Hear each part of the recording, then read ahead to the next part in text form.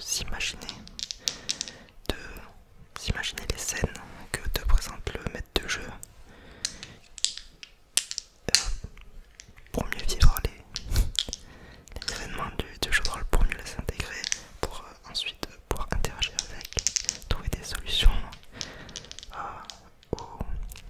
aux problèmes que rencontrent les personnages. Parce que le but des personnages quand ils jouent au jeu de rôle, c'est généralement d'aller trouver un trésor ou de tuer des monstres ou des ennemis, d'explorer un endroit, de résoudre une quête. Ça peut être plein de choses. Et du coup les personnages sont alliés généralement pour réussir une mission. C'est pas toujours facile, mais ce qui est bien, c'est que comme c'est un jeu basé sur l'imagination, et bien on n'est pas limité comme dans un jeu vidéo par exemple. On va pouvoir faire des choses qui n'étaient pas prévues par le maître de jeu à la base, mais qui sont pertinentes. Et du coup, il y a ce sentiment que tout est possible. Et je dois avouer que c'est pour ça que j'aime bien le jeu de rôle.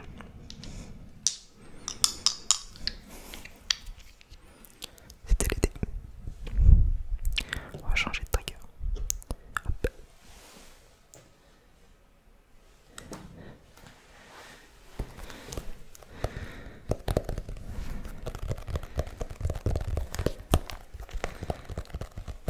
C'est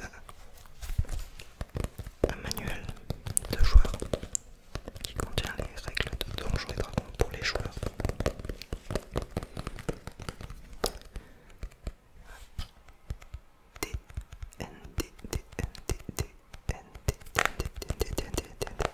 Pour Donjons et Dragons.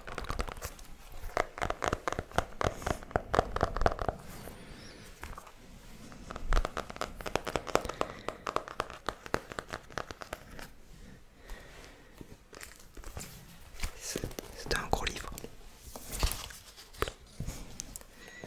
J'ai laissé des feuilles dedans. Hop.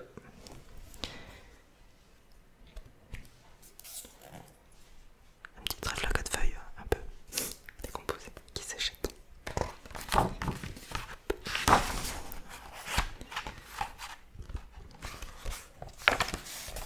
Il fait un très bon bruit.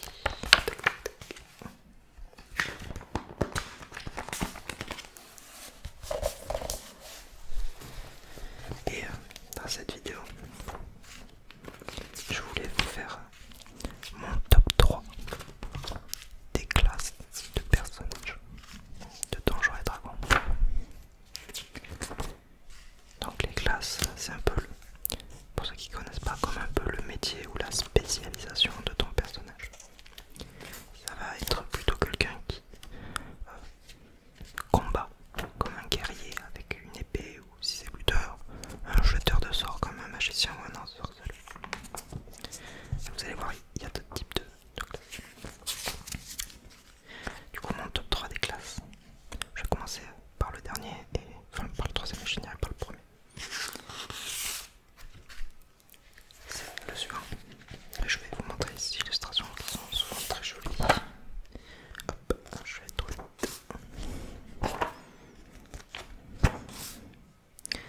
Donc, la troisième classe que je préfère le plus. Hop, c'est le clerc. Le clerc.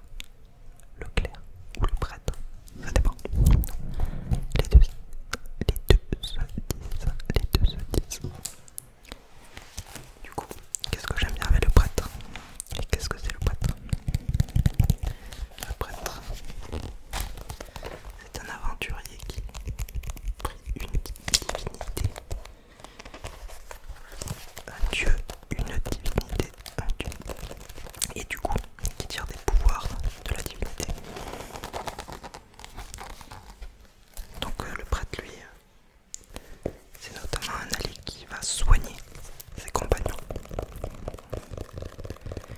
Il va leur offrir des bonus et des protections pour se sortir indemne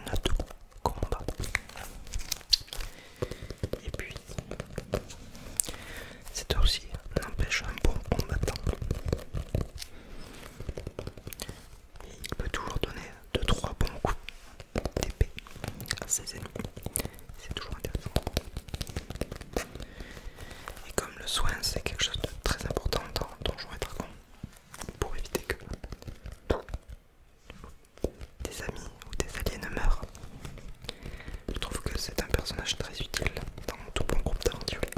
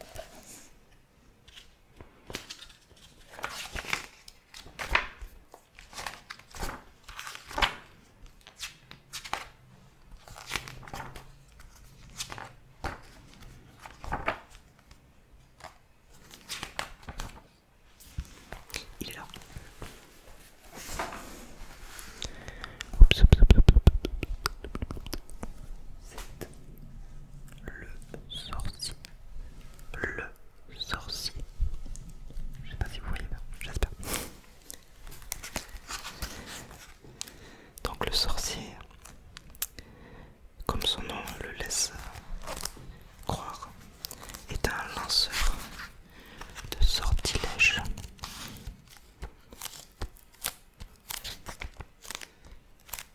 Donc il lance des sortilèges sur ses ennemis, notamment pour les combattre et les blesser, mais ça peut être aussi pour les charmer ou invoquer des monstres, ce genre de choses. Et ce que j'aime bien avec le sorcier, c'est que contrairement à d'autres lanceurs de sorts comme les ensorceleurs ou les magiciens, il n'a pas beaucoup de sorts, mais ils sont très puissants, très puissants, très puissants, très puissants, très puissants.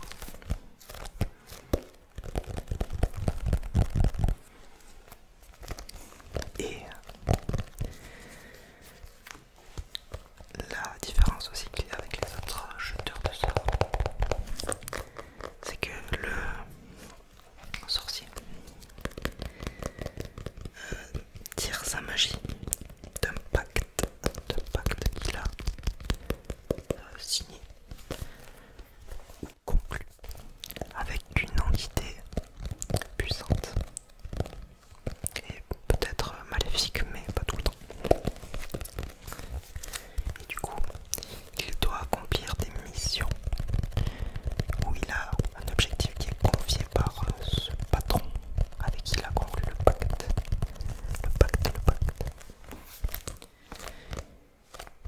Et du coup, il utilise ses pouvoirs, notamment du coup pour faire avancer les intrigues de son patron. Donc les patrons, ça peut être des démons, des entités maléfiques, ça peut être des fées,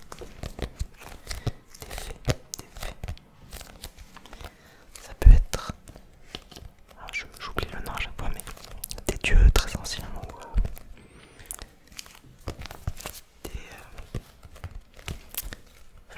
des entités maléfiques un peu inspirées des romans de Lovecraft, de l'appel de Cthulhu, si vous connaissez. Mais après aussi, le maître de jeu peut vous permettre que ce soit d'autres entités comme des divinités ou d'autres choses puissantes. Du coup, ça offre une capacité de roleplay assez intéressante aux sorciers. Pour ceux qui connaissent pas, le roleplay c'est jouer son personnage